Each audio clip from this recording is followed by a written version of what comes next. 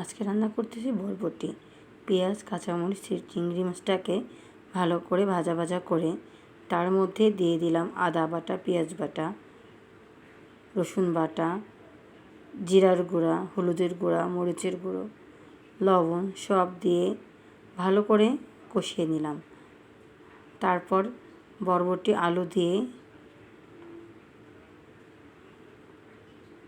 ভালোভাবে মাখা করে